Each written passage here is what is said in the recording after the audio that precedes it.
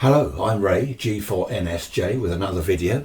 Now this one is for shortwave listeners and people who collect vintage valve radios, the old tube radios from the 40s and 50s. A lot of people collect those. You might have half a dozen and you might have your radios on a shelf somewhere all on display and you want them all working. I mean, not all at once, obviously, but you might want to, today you're going to try this one. Someone's come round here, have a listen to this radio. So you've got to swap your aerial, you just perhaps got one aerial, swap your aerial between the radios. Now I do know people that have linked all the aerial sockets, all the antenna sockets, that one, all the radios, and then off to your aerial. It'll work, but it's not a good idea. You really will reduce the signal strength on the radio you're listening to. The others, all being connected, will reduce the signal strength and cause other problems. Really, you want to either go behind each radio and plug your aerial into each one separately, or have some kind of box like that. There we are, where you can switch it. Not every vintage radio collector or shortwave listener, they're not all technically minded. They like listening. This was my shortwave setup here, my shortwave receiving setup. I've got 5 receivers. Now, not everyone will be technical enough to wire up a rotary switch. Might not have a soldering iron, let alone a workshop, to make the box and mount the switch and the sockets and all that sort of thing. So they want something simple that is available, inexpensive, and just order it online. Now you're going to say, what are these phono? This is audio. It is. It says here, look, 4-way audio input control, and you've got tape, video, CD, output to amplifier. You're going to say, well, that's audio, you can't use that at RF. Yes, you can. Phono plugs and sockets were introduced, if I can say, where's my coffee? There it is. They were introduced in America in the 1930s by RCA, that's why they're called RCA Phono. Radio Corporation of America introduced them. Now I've got some phono plugs here, I just bought 10. Nice ones they are. Gold plated, is it? Yeah, right, well, gold colour. And they were used for RF. Later on they were used for audio, but they were introduced in the 30s by RCA for RF couplers, connectors. Heathkit, everyone heard of Heathkit. They use them on their back of their radios, transmitters as well, antenna socket, RCA Phono. Collins Radio of America, big name in transmitters and all sorts. They use them on the back of their radios. Not all of them, admittedly. You get huge radios for military type stuff. They're not on there, admittedly. But on a lot of Collins gear, they use Phono, RCA Phono. I don't know when they became used for, the phono idea is phonograph, isn't it? Record player, phono. But originally they were RF, and apparently they're very good 50 ohm couplers. I think, where did I read somewhere, Collins used them and Heathkit, because they're small, rather than the big, 259 plugs and sockets. So you can use an audio type switch box. Now it's stereo. What I've done is, this was 4-way, I've made it 6-way, all right, and it was stereo, so you've got sort of 2 inputs on that one, 2 on that, left and right, and then left and right out. I've changed all that. I've also put a little switch on there, so I can have a wire aerial input or my active antenna, my mini whip.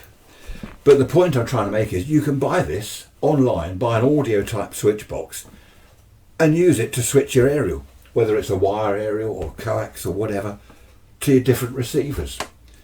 What could be easier than that? Fantastic. Another thing, I know I'm going to get comments, you can't use RCA Phono. These are audio leads. Now I've ordered some RG316 thin coax.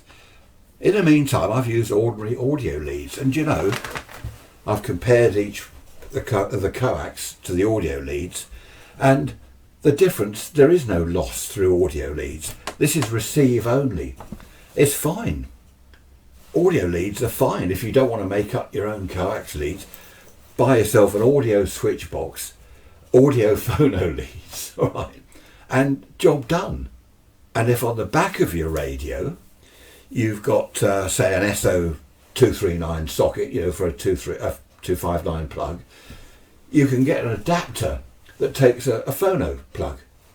Whatever you've got on the back, you've got an adapter to do that. If it's a vintage valve radio, you've just got aerial and earth sockets on the back.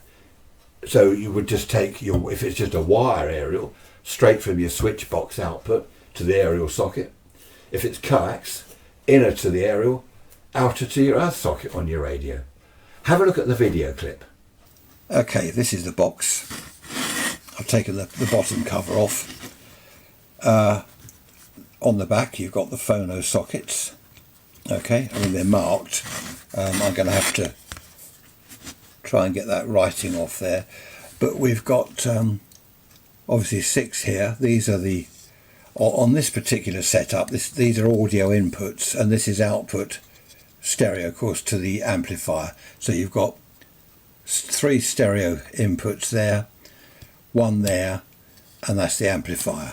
Okay, and on the front is a simple rotary switch to select your 4 audio inputs. Now, very simple. I'm going to replace the 4-position rotary switch for a 6-position rotary switch. Okay, that's easy enough. Take the knob off, undo the nut and replace it. Right, I'm just trying to make this a little clearer.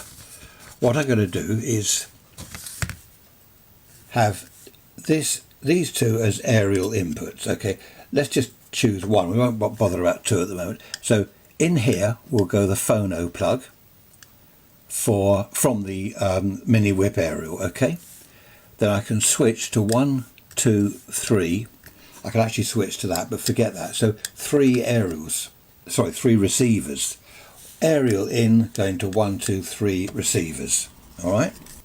Now the advantage of using phono sockets is a Wander plug will fit in there.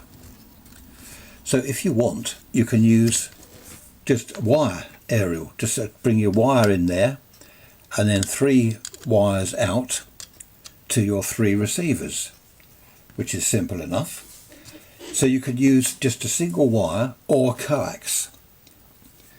What I'm going to do is arrange this so we've got the mini whip aerial plugged in there, the coax in there, and then 1, 2, 3, 4, 5, 6 outlets to receivers.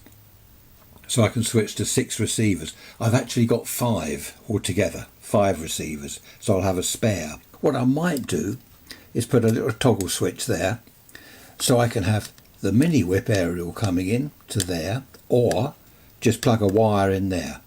Okay, just a single wire in there. So I can switch between mini whip aerial and single wire aerial. So that video clip was before I did this. I fitted the switch. Basically what that switch does, it just switches between these 2 inputs. I can also use this for my frame aerial, which has miraculously appeared there. Look at that. Use that for medium wave, AM band as you call it in the US. Okay, so I've disconnected the lead at the moment, phono lead from here to my box. So I can switch to this aerial or the mini whip. It's great for comparing 2 radios. All right, you might tune 2 of them into the same station, exactly the same frequency, then you can switch one to the other, the aerial, one to the other. Compare the radios, see how which is the best one. This is also bi-directional. Am I allowed to use that word? Is that correct? I don't know. You could have, say, 4 aerials coming in, all switched to 1 receiver. You turn the whole thing round.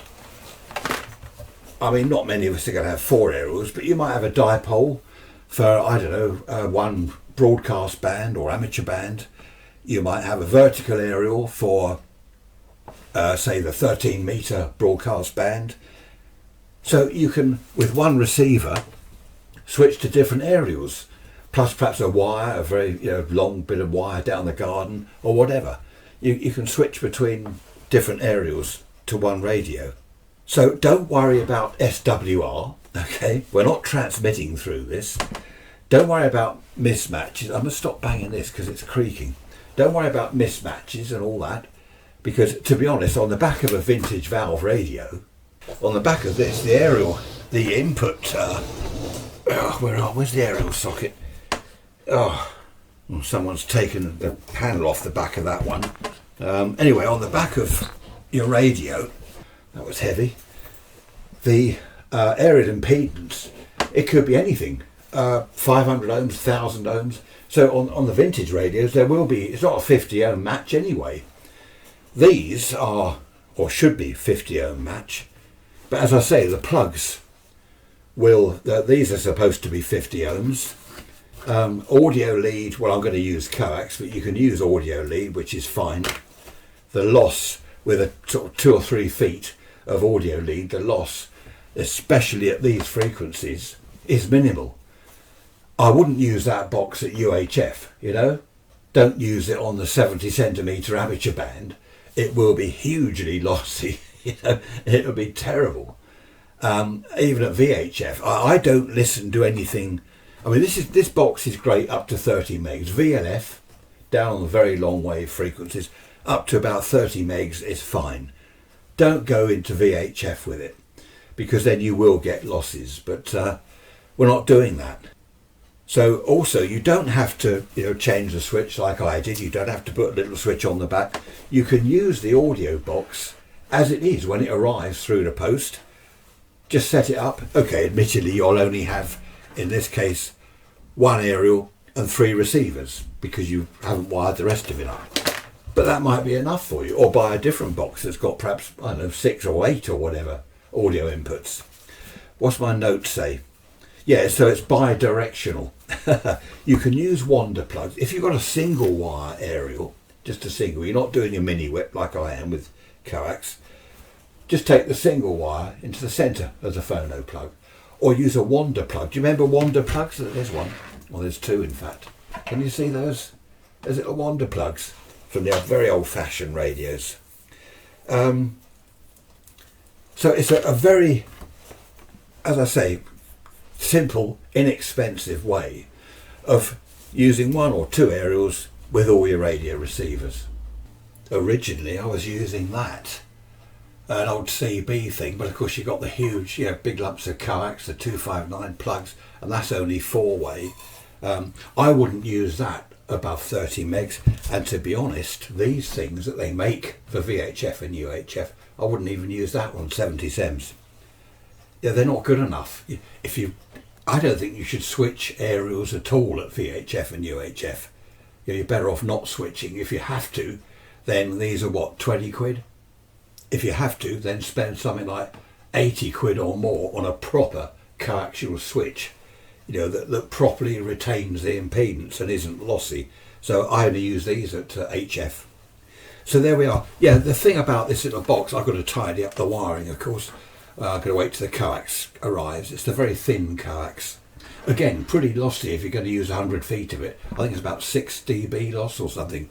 But 2 or 3 feet here at these frequencies, no loss at all. But this little box, it just sits on the desk like that, next to your shortwave listening station, and it's ideal. So there we are. I haven't got any more notes, but I've got some more coffee. Right, I hope that was interesting for you, and if you do wire it up, let me know. It'd be interesting to see how you get on with it. That's it. Oh, just before I go, perhaps you'd subscribe to my channel.